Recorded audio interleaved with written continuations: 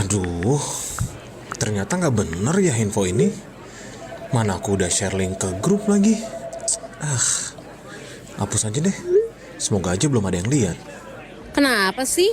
Pagi-pagi udah ribet. Ini nih, tadi aku share link berita ke grup tapi ternyata beritanya hoax. Kan jadi nggak enak. Makanya, kalau mau share berita, cari sumber yang bener dong. Jangan portal sembarangan. Kalau aku sih referensinya ini nih, rri.co.id. Infonya lengkap, ada berita update tentang Jakarta, Nusantara dan dunia. Dan yang terpenting, berita-beritanya dijamin bener dan bukan hoax. Apa tadi? rri.co.id. Wah, iya nih. Lengkap ya infonya. Ada juga berita foto, video, infografis, dan bisa sambil streaming RRI juga. Wah, mantep sih ini. Pokoknya update berita tentang daerah kita yang benar alias anti-hoax ya di rri.co.id. rri.co.id, sumber terpercaya dan teraktual.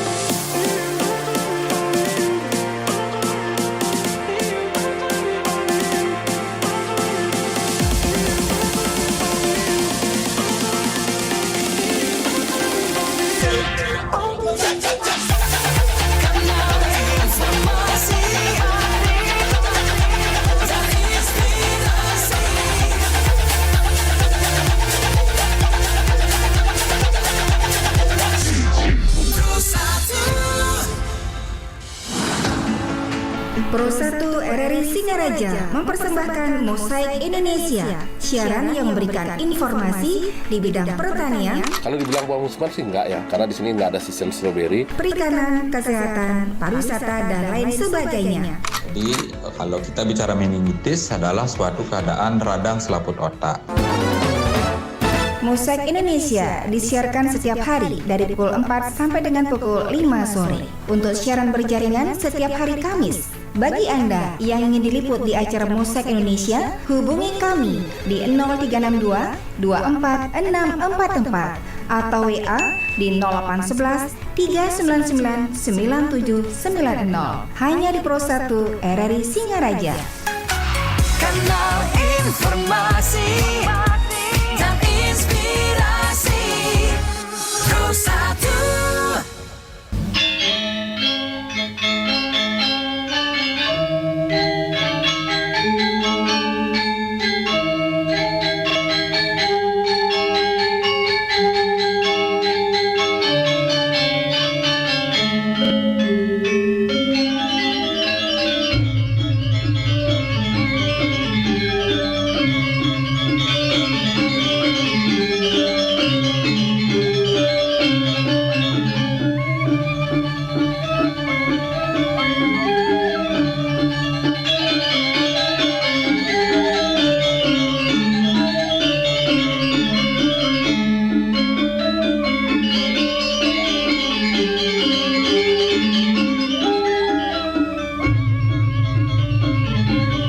Pendengar, sesaat lagi kami akan hadirkan Mosaik Indonesia seputar topik melek investasi di usia muda bersama narasumber Bapak.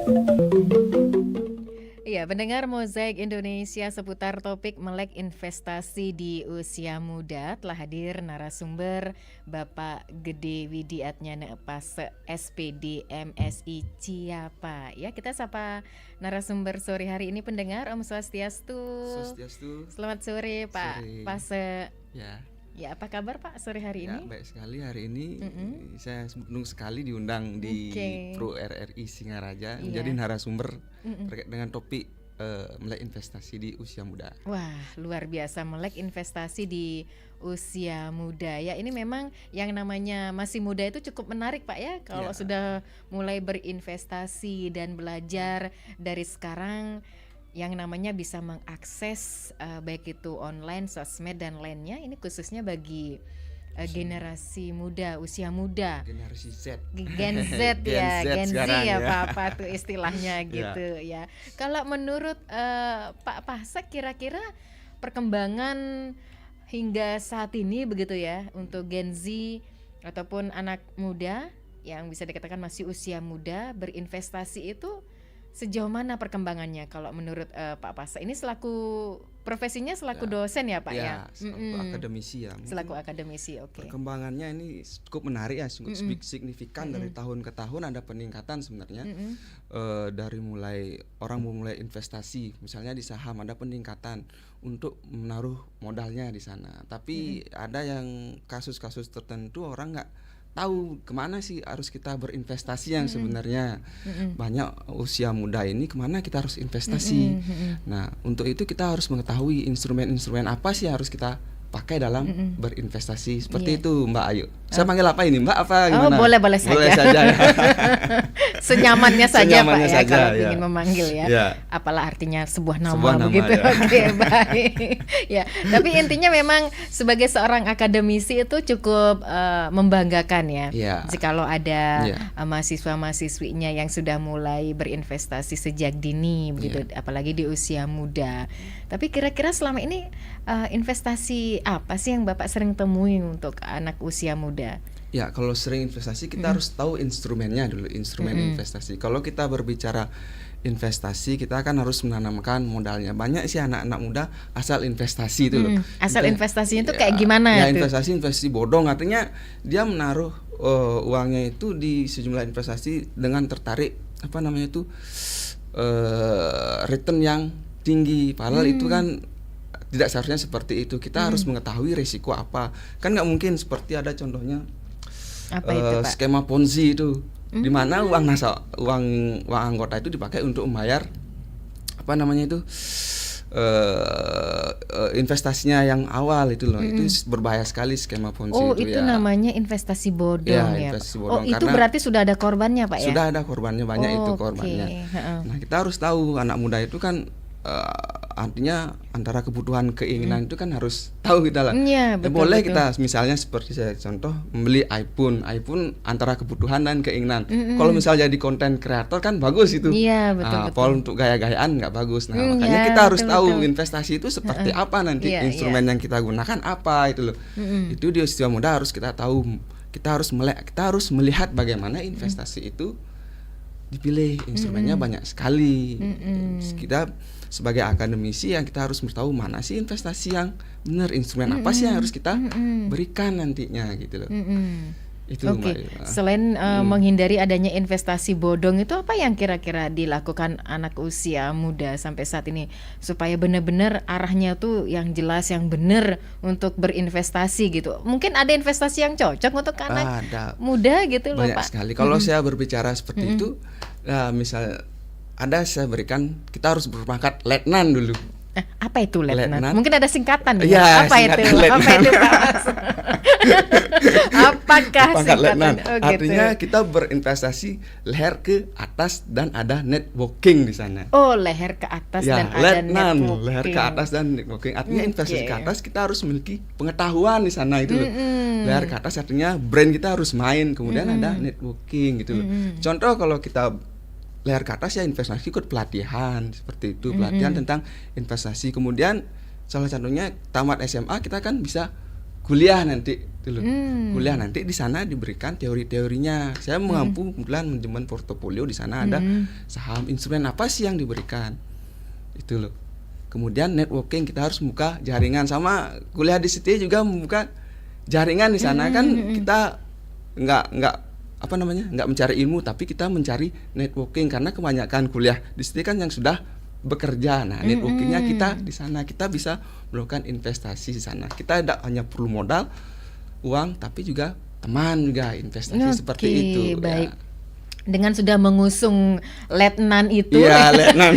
Jika sudah mengusung dan menerapkan prinsip letnan, investasi apa yang sudah banyak diminati oleh anak muda? Ya, kalau melihat dari investasi yang banyak, mungkin di saham saya lihat, di saham, karena ada sih tahapan-tahapan dari investasi itu, instrumennya.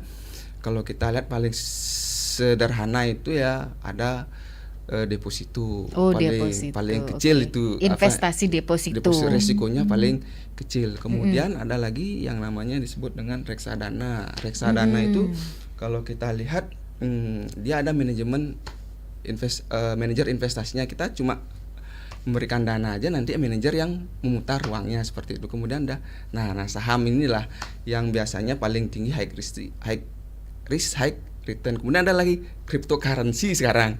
Apa itu, Pak? Itu pertukaran mata uang digital. Nah, itu tinggi sekali risikonya untuk melakukan analisa. Tapi ada saja yang tertarik ya, Ada Pak saja ya? yang tertarik Oke. seperti itu. Kenapa anak muda sekarang kok malah menyukai tantangan begitu? Padahal resikonya juga tinggi resikonya gitu. tinggi. Karena kan anak muda tidak seperti cabai itu. Apa itu? Makan Langsung pedas. Nah, Ya. karakter anak Gen Z itu seperti itu. Oh gitu ya. Lu makan seperti langsung pedasnya langsung kelihatan gitu loh. Tapi nggak seperti itu, karena investasi itu butuh jangka waktu yang panjang juga. Karena kita harus meminimalkan risiko-risiko itu sendiri gitu loh. Iya. Itu ayo. Berarti sebagai seorang akademisi sudah sering mengajarkan mahasiswa-mahasiswinya investasi yang tepat di usia kalian itu apa? Kalau bisa menghindari yang punya resiko tinggi. Resiko tinggi itu. Karena kan sudah ada di standar ini dengan LPS, lembaga penjamin simpanan itu kan menargetkan cuma 6,25 kalau nggak salah saya lihat sekarang. Tapi kalau bunganya sudah di atas 50%, nah itu mungkin sesuatu yang bodong dilihat dulu. Gitu. Tapi kita harus lihat juga yang resminya di mana untuk instrumen kita membeli investasi itu loh. Seperti yang saya katakan, kita harus berpangkat letnan dulu. Harus berpangkat letnan dulu. Nah, setelah pangkatnya letnan, apa lagi yang bisa didapatkan setelah letnan? Dan sudah menerapkan letnan itu, Pak? Ya, dengan kita menerapkan itu, kita akan memiliki pengetahuan di sana itu loh. Pengetahuan, kita bisa mencari instrumen-instrumen mana yang cocok. Kalau kita berbicara reksadana, ada manajer investasinya, kita memiliki pengetahuan yang terbatas juga di sana. Kemudian kalau kita berbicara saham di sana, kita harus memiliki pengetahuan mana sih harus pilih kita saham yang memiliki return yang tinggi. Nah, itu dilihat dari laporan keuangannya, bisa dilihat apakah dia untung atau tidak nanti itu loh. Itu sudah jelas sekali karena sudah ada badan pengawasnya juga di sana. Seperti itu. Oke. Kalau menurut Pak Pase sendiri, kira-kira usia berapa ya bagi usia muda itu bisa berinvestasi gitu, yang cocok atau tepat yang untuk cocok berinvestasi? kalau kita berbicara investasi, misalnya kalau di saham kan umur kita harus punya NPWP dulu juga. Itu berarti itu. Umur sebenarnya sejak dini itu dari umur berapa yang tepat ya, Pak? Setelah kita mendapatkan, karena kan kita tidak bisa menerapkan umur tepat atau tidak. Bagaimana kita menyisihkan tabungan kita, itu loh investasi. Oh gitu. Itu yang pertama ya. Yang pertama, kalau kita sudah bisa menyisihkan, ya kita bisa berinvestasi. Walaupun SD sudah bisa menyisihkan tabungan, kan kita sudah berinvestasi namanya. Kalau cocok tidak cocok tergantung dari kita sendiri. Kita mengetahui apa yang disebut karakter investor itu adalah risk averse dan risk taker. Menghindari resiko dan mengambil resiko itu sendiri gitu loh. Baik. Berarti tidak memandang usia gitu ya. Kalau kita berbicara mau di saham ya kita harus punya NPWP. Sebelum NPWP kan kita harus punya umur 17 dulu seperti itu. Siap. Kalau kita berbicara umur ya sejak SD juga sudah bisa itu loh. Karena kan kita menyisihkan sebagian pendapatan kita, itu kan sudah bisa dinamakan investasi. Apa sih tujuan investasi itu? Kalau kita berbicara tujuan investasi itu kan kita untuk mendapatkan keuntungan di masa yang akan datang. Bagaimana kita menyisihkan untuk mendapatkan keuntungan itu, seperti itu loh, Pak. Oke. Berarti usia muda sekarang itu memang sudah cerdas ya, sudah Pak? cerdas, apalagi generasi Z ya, ini udah tahu dia dengan teknologi yang ada seperti itu. Sambil kuliah juga jualan online. Online ya. Kalau itu di kuliah setia juga bisa seperti itu ya. Jangan-jangan banyak yang seperti itu ya anak didiknya ya, Pak. Karena kan di kuliah di setia juga sambil bekerja, kuliah juga bisa juga. Ya sekalian promosi nih, Pak. Bekerja sambil kuliah gitu. Jangan lupa ujung-ujungnya investasi gitu. Juga ujungnya. Tapi jangan sampai kalah ini para dosennya ya. Bisa memberikan contoh dulu gitu ya, Pak Pase ya. Harus bisa memberikan contoh dulu. Baik, ya tentu saja mungkin ada beberapa langkah ini ya Pak Pase bisa sharing-sharing kepada pendengar di usia muda itu, kira-kira ada tahapan-tahapan yang harus dilalui ataupun mungkin prosesnya seperti apa supaya bisa berinvestasi begitu. Apa seperti tadi Pak Pasek sampaikan, kalau bisa menyisihkan uang tabungan, jangan sampai nggak belanja ya Pak ya. Iya. Jangan dikasih sama orang tuanya demi menyisihkan duitnya, nggak belanja, nggak makan gitu. Nah ini seperti apa kalau menurut Pak Pasek nih caranya gitu? Ya caranya kita harus bisa juga kita harus bisa membedakan kebutuhan dan keinginan itu saja. Iya, Oke. kalau kita keinginannya kuat, kapan kita bisa juga menabung. Kalau kita berbicara kebutuhan, oh ini kebutuhan kita. Atau mungkin ada minta modal gitu sama orang tua ya.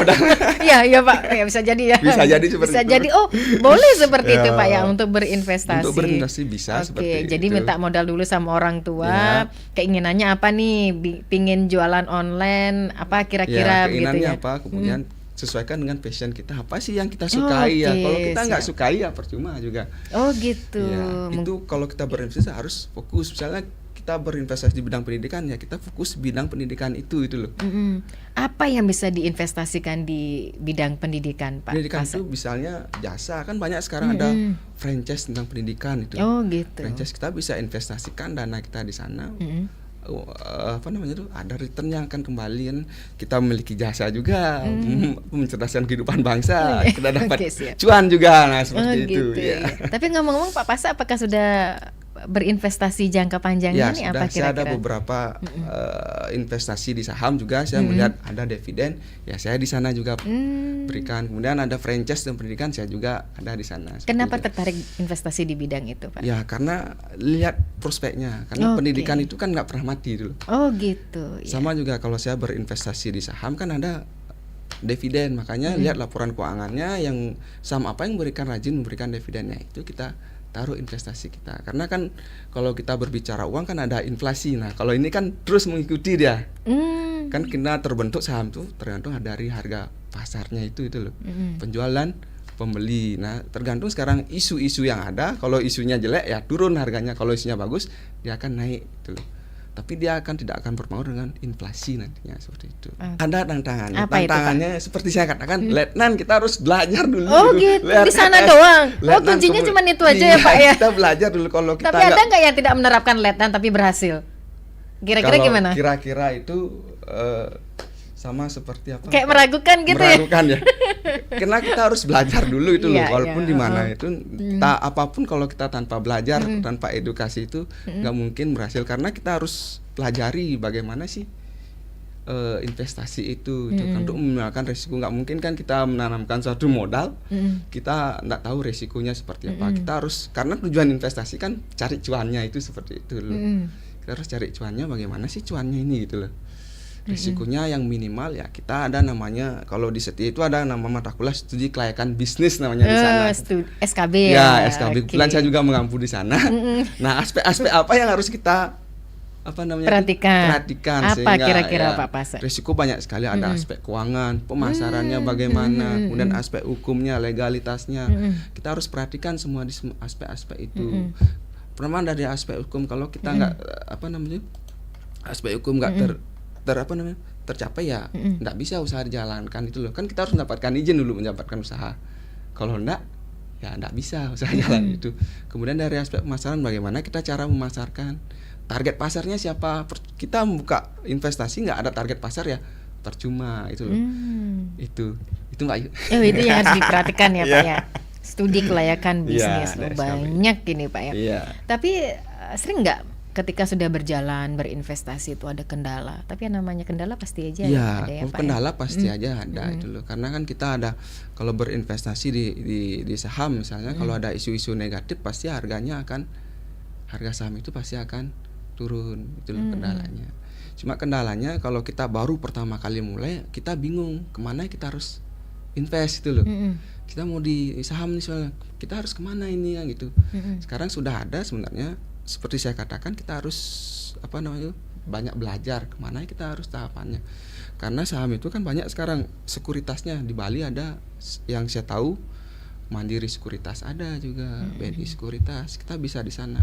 Kita tergantung berapa kita deposit di sana. Karena uang 100.000 itu kita sudah punya saham itu loh. Saham itu kepemilikan yang kita miliki itu loh. Itu. Oke. Kira-kira apa yang menurut Pak Pasek yang efektif begitu dilakukan oleh usia muda untuk berinvestasi? Mungkin selain mengikuti pembelajaran di kampus, ikut pelatihan-pelatihan di luar kampus, mungkin seperti apa, ikut Pak?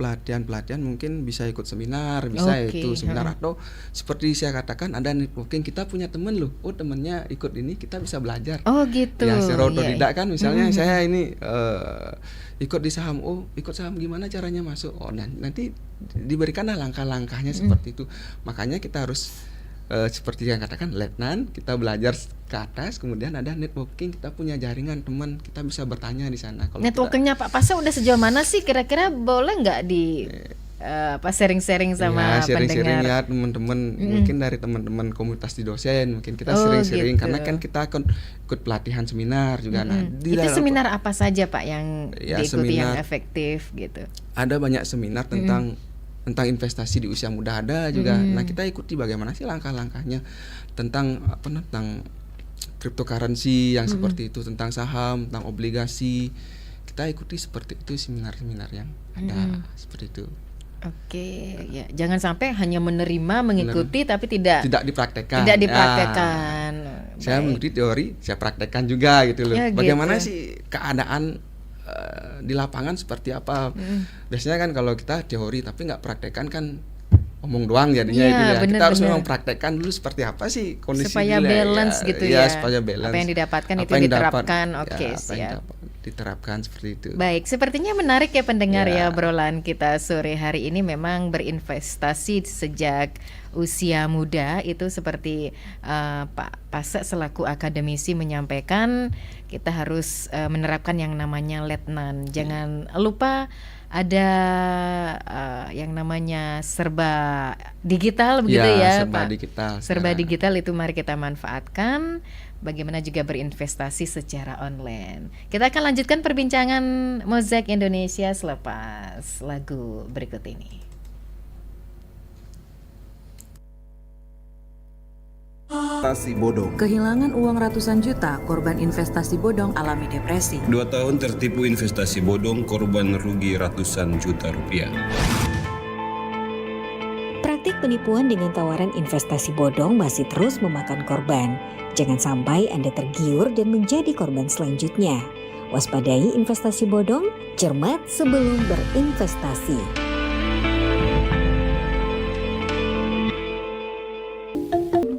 Ya, mendengar Mozaik Indonesia masih menemani ruang dengar Anda seputar topik melek investasi di usia muda bersama narasumber Bapak Gede Widi Atnyana Pase SPD MSI. Siapa ya? Intinya tadi Pak Pase menekankan bagaimana kita sebagai anak muda ataupun di usia muda harus cerdas begitu ya, dan juga punya sikap hati-hati dalam berinvestasi ya. Jangan sampai kena investasi bodong. Oke. Kalau menurut Pak Pasa sampai saat ini memang yang namanya investasi di usia muda itu cukup menjanjikan ya Pak ya? Ya, memang sangat menjanjikan karena di usia muda kalau kita berinvestasi itu kita tidak takut di masa yang tua itu loh. Karena kalau kita berpikir apa sih tujuan investasi, kan kita mendapatkan keuntungan. Nah, investasi itu pasti akan jangka panjang. Nanti kalau kita berbicara investasi artinya apa? Bahwa kita akan mendapatkan cuan yang akan di masa yang akan datang. Artinya kita tidak mencari uang yang bekerja pada kita, uang yang datang dengan sendirinya. Tinggal kita duduk, kita dapat passive income seperti itu. Makanya di usia muda sangat perlu sekali kita memperhatikan investasi apa yang sih cocok untuk kita itu loh. Seperti itu Mbak. Oke. Jadi intinya supaya aman begitu aman, ya. Kita aman. Terus banyak-banyaklah berdoa ya. biar nggak menjadi korban investasi bodong. Oke. Kalau kita tidak mau menjadi investasi bodong ya kita harus memang pelajari dulu apa sih investasi itu, sehingga kalau kita untuk berinvestasi di tempat yang aman ya kita harus lihat di daftar OJK itu kan ada otoritas jasa keuangan di sana, mana sih yang memiliki kompeten di sana, yang memiliki kompetensi yang bagus ya kita taruh dana kita di sana gitu loh, biar kita tidak mengalami resiko yang setinggi-tingginya itu loh. Kita bisa memperkecil resiko, walaupun semua usaha itu pasti ada resikonya. Dengan adanya pengetahuan itu melek kita melihat investasi itu, kita tahu resiko mana ya, walaupun semua ada resikonya Mbak ya. Itu kita tahu mana sih ya, kita minimalkan risikonya, ditambah dengan pengetahuan yang ada, kemudian dengan jaringan yang ada. Itu membantu kita untuk memilih investasi yang tingkat risikonya sangat-sangat kecil itu. Oke, baik. Sampai saat ini kalau Pak Pase sendiri, kira-kira apa sih yang menjadi penekanan-penekanan kepada usia muda sekarang untuk berinvestasi? Intinya jangan sampai hanya karena pingin coba-coba gitu kan. Kalau jangan coba-coba ya, seperti kalau lihat generasi kita kan seperti ingin makan cabai ya, cabai. Sekarang makan pedasnya, investasi enggak seperti itu, karena ini merupakan investasi jangka panjang. Maka kita harus perhatikan resiko-resikonya seperti apa nantinya. Makanya kalau istilahnya high risk high return, semakin tinggi resikonya semakin tinggi juga returnnya. Kita harus perhatikan seperti itu. Kiat-kiatnya untuk usia muda ya harus kita pelajari dulu, jangan asal kan sekarang banyak beredar media sosial ini, banyak investasi yang menjanjikan tinggi tapi belum tentu, kita harus cari tahu kebenarannya.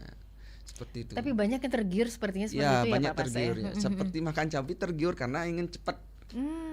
Seperti makan cabai kan makan cepat langsung pedasnya kelihatan. Itu enggak seperti itu. Makanya banyak yang tergiur seperti itu. Dengan investasi di atas kita mendapatkan return 100% kan agak mustahil itu namanya, mustahil itu. Makanya kita berinvestasi, lihat mana yang cocok untuk investasi itu. Itu. Banyak investasi seperti cryptocurrency kan transaksi mata uang digital. Itu kalau kita lihat ada Bitcoin contohnya, Dogecoin itu kan sudah digunakan sebagai alat tukar, tapi di Indonesia kan belum ada sebelumnya. Makanya kita harus berhati-hati itu jadinya. Itu hike-nya sangat tinggi sekali gininya, resikonya. Tapi ada nggak usia muda yang terjun ke sana Pak? Ada, banyak itu. Banyak ya, banyak Pak? seperti itu. Karena kan mungkin karena tantangan mungkin karena dia ingin ingin mendapatkan gitu. Ya, high risk high return, risikonya tinggi juga returnnya juga tinggi. Itu tergiur seperti itu, banyak seperti itu. Banyak anak muda seperti itu. Oke, apakah dengan uang 100.000 ini bisa berinvestasi ya Pak? Bisa banget ribu. ya. Kita dapat misalnya ada investasi 100 rupiah per lembar, kita sudah jadi pemilik perusahaan itu gitu, seperti itu ya. Iya. Kan minimal satu lot itu 100, misalnya ada 100 rupiah berarti dikali 100 kita sudah memiliki saham itu loh. Tapi lihat dulu apakah dia mendapatkan dividen atau tidak. Itu kan investasi jangka panjang. Itu biasanya dividen itu setiap 1 tahun sekali diberikan. Makanya kita baca dulu laporan keuangannya. Rajin tidak memberikan dividen. Kalau rajin memberikan dividen, ya kita berani menginvestasikan modal kita di sana. Itu banyak. Kalau sekarang kan kalau kita lihat yang bagus itu saham-saham yang berplat merah. Plat merah itu milik BUMN itu. Gitu. Ya, BUMN kita lihat di sana. Oh, ini bagus loh. Kita investasikan dana kita di sana. Karena kan kalau BUMN dia bisa memberikan dividen di sana. Dividen artinya uang yang bekerja pada kita tinggal tunggu aja dapat uang gitu loh. Sesederhana itu investasi kalau kita melek. Kita lihat, oh ini prospek loh. Kita tinggal duduk, ada masuk ke rekening kita. Seperti itu, sama kita menunggu gaji ping seperti itu. Mengkelenting ya, seperti itu. Oke. Sama halnya seperti itu, kita tunggal kelenting, oh sudah masuk dari dividen itu. Baik, menurut pengamatan Pak Pase selaku akademisi, investasi apa sih yang paling diminati oleh anak muda sekarang atau di usia muda sekarang? Di usia muda, biasanya usia muda itu seperti yang saya katakan seperti makan cabai itu. Artinya kalau ingin high risk to high return itu seperti saham, seperti itu akan cepat juga pengembalian modalnya itu loh. Itu cepat sekali. Biasanya anak muda itu ingin tantangan yang lebih gitu loh. Tantangan yang lebih. Oh, sekarang dapat 1 juta, mungkin bisa lagi 10 hari atau 1 bulannya bisa mendapatkan 500.000 dari 1 juta, kan hampir 50% dalam sebulan. Tapi kita harus rajin melihat analisanya itu loh. itu enggak bisa. Makanya kalau kita kalau pengetahuan kita terbatas tentang itu ya lebih baik kita pakai reksadana saja. Oh, berarti reksadana itu yang Ya, paling bisa dikatakan ya, ya, ringan lah ya, ringan. Ada investasinya gampang. Ya, manajemen investasinya sudah ada. Tinggal Pak masuk investasi ini ya, kita diberikan informasi seperti itu. Tapi kadang-kadang ada juga resikonya. Kadang-kadang manajemen investasi itu bisa salah juga menaruh investasinya di sana gitu. Iya. Itu. Tapi karena dia memiliki pengetahuan, mungkin ini yang akan naik atau tidak, bisa dilihat seperti itu. Kalau kita bermain di saham, kita yang melihat resikonya, isu-isu apa nanti yang akan yang akan terjadi. Nah, di sana lah gininya itu kenikmatannya dalam bermain. Oh gitu. Iya. Iya. Oke. Jadi paling efektif di usia muda itu reksadana lah ya. Ya, reksadana. Untuk Paling efektif investasi lagi awal apa itu, Pak? Emas Emas itu paling tidak beresiko. Iya, benar-benar. Bisa dipakai kan emas itu? Bisa dipakai. Kalau ya. Kepepet dijual. Oh, jangan-jangan diterapkan juga nih di tempat kuliah gitu ya. Oke. Oh, itu ya yang paling efektif lah paling ya. Paling efektif. Ya nggak punya resiko tinggi ya gitu ya. Jarang resikonya itu. Oh, jarang resikonya. Atau mungkin nggak ada resikonya. Resiko. Hanya hilang resikonya ya, kayaknya ya, Pak ya. Hanya hilang. Hati-hati kalau hilang. Resikonya hilang itu aja. Oh, gitu ya. Baik, itu yang bisa dikatakan investasi ringan lah ya, yang aman lah gitu ya. Risk averse namanya, menghindari resiko.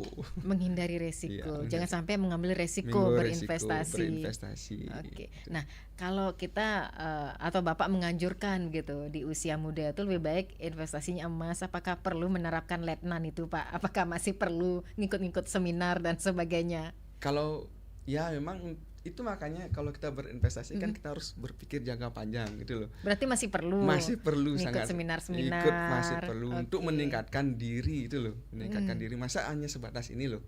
Kalau kita ingin meningkatkan diri ya kita harus ikut pelatihan, pendidikan. Ya bisa juga kuliah di Setia Dharma juga. Ini kebetulan dosennya juga sudah sering menggaungkan gitu sih ya, investasi di usia muda apa sih yang bagus untuk masa depan itu, diantaranya tadi salah satunya yang bisa dikatakan yang gampang dilakukan itu gampang. Investasi emas gitu ya. Tapi masih kuliah itu apakah banyak ya pakai emas gitu, Pak? Kalau disuruh berinvestasi nih mahasiswa-mahasiswinya gimana itu, Pak? Jangan-jangan emasnya orang tuanya disuruh berinvest ini. Gimana kalau Pak dosen? Kalau dilihat sih masih kebanyakan kecenderungan karena pengetahuannya maka agak kurang tuh loh. Investasi yang paling aman ya emas memang seperti itu.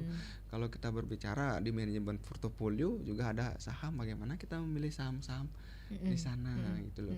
Jadi nggak kelihatan. Kadang-kadang yang nggak pakai emas ternyata investasinya banyak loh. Oh gitu ya. Mungkin tidak mau menampakkan. Ya, mau menampakkan. Kan kebanyakan seperti itu. Kan banyak pengusaha seperti Bob Sadino pakai celana pendek.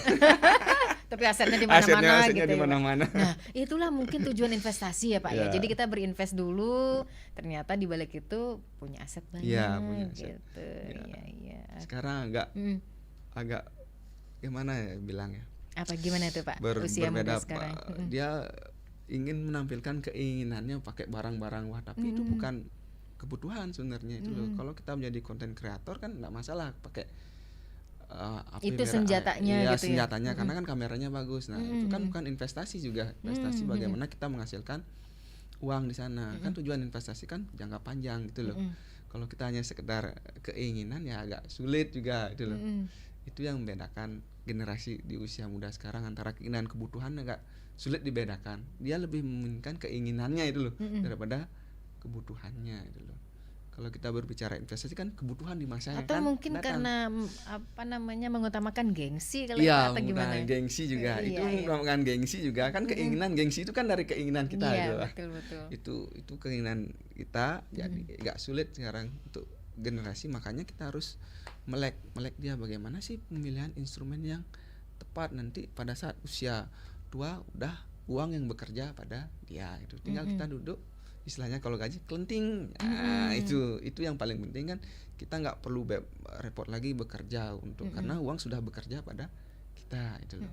Itu perlunya kita menginvestasikan modal kita, entah itu modal uang, modal networking di sana. Itu sangat penting sekali untuk kita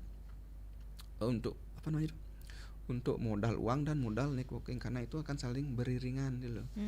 Kalau nggak ada uang, networking nggak ada, ya nggak jalan juga. Itu harus saling beriringan, seimbang itu. Oke, kira-kira apa sih manfaatnya berinvestasi di usia muda, Pak? Manfaatnya banyak sekali. Apa itu kira-kira? Banyak manfaatnya banyak sekali. Ya kita nggak perlu takut nanti di hari tua. Gitu. Di hari tua kita nggak perlu takut lagi, iya. karena uang sudah bekerja pada kita. Itu manfaatnya. Yang jelas yang seperti itu, karena kita mendapatkan penghasilan yang lebih juga ini loh. Tidak hanya satu penghasilan, tapi dari investasi yang kita tawarkan, uang sudah datang kepada kita. Itu perlunya usia muda itu perlu sekali berinvestasi, tapi dengan catatan kita harus istilahnya melihat resiko mana yang meminimalkan resiko sekecil-kecilnya. Itu yang paling terpenting. Itu untuk investasi. Baik, berarti sebelum melangkah ke berikutnya ataupun perjalanan berikutnya, investasi jangka panjang memang harus rajin ikut seminar memang, Pak ya. Memang harus ikut tentang pelatihan. Meskipun duduk di bangku kuliah begitu dengan tidak jurusan yang sesuai gitu, tapi tetap harus kita seperti yang investasi leher ke atas itu kan kita harus memiliki pengetahuan juga. Tanpa pengetahuan juga kita akan sulit melakukan sesuatu gitu loh. Pengetahuan itu sangat penting sekali untuk kita menentukan arah mana yang kita harus tentukan gitu loh. Kita harus merencanakan, seperti saya silahkan saya ke mahasiswa raker istilahnya saya dulu. Gitu. Rencanakan, kemudian kerjakan, kemudian ada dapat restu, itu yang terakhir. Restu itu penting sekali kan. Kalau kita hanya rencanakan tapi tidak kerjakan, ya percuma itu loh. Tapi, itu restu selain dengan orang terdekat juga restu dari Tuhan. Dari gitu Tuhan, ya, penting sekali itu. Dari orang tua apalagi, ya itu penting sekali. Ya. Ini sebagai penutup mungkin apa yang ingin Pak Pase sampaikan khususnya kepada anak-anak muda sekarang atau Gen Z ya, di usia muda harus bisa memanfaatkan teknologi di era digital seperti ini begitu ya, dengan berinvestasi untuk jangka panjang. Ya, untuk statementnya artinya kita harus cerdas atau melek instrumen mana yang harus kita pilih dalam berinvestasi. Kita harus melihat resiko yang mana yang kita pilih. Semakin tinggi resiko akan semakin juga tinggi returnnya. Itu untuk usia muda kita harus melihat resiko yang dihadapi dari berinvestasi. Kalau kita risk averse, ya kita cenderung pilih yang returnnya paling rendah. Kalau risk taker ya kita paling tinggi ambil risikonya, high risk high return itu. Jadi untuk usia muda kita harus cerdas memilih instrumen investasi. Banyak instrumen investasi, contohnya emas, kemudian ada obligasi, kemudian ada reksadana, kemudian ada saham, yang paling tinggi cryptocurrency itu. Baik. Ya, terus cerdas itu. Baik. Ya, dapat disimpulkan memang kebermanfaatan investasi dalam hidup itu berpotensi Pak ya menjadi satu hal yang bersifat mengikat di masa mendatang. Baik, terima kasih Bapak Gede Widiatnyana Pase SPD MSI Siapa atas waktu dan kesempatannya hadir di Studio Pro 1, sudah sharing-sharing seputar topik melek investasi di usia muda dalam Mozaik Indonesia sore hari ini. Selamat beraktivitas kembali Bapak dan salam sehat. Salam sehat juga. Demikian Mozaik Indonesia, persembahan Pro 1 RRI Singaraja. Bagi Anda yang ingin diliput di Mozaik Indonesia, silakan hubungi kami di 0362 24644 atau WA di 0811 399 9790.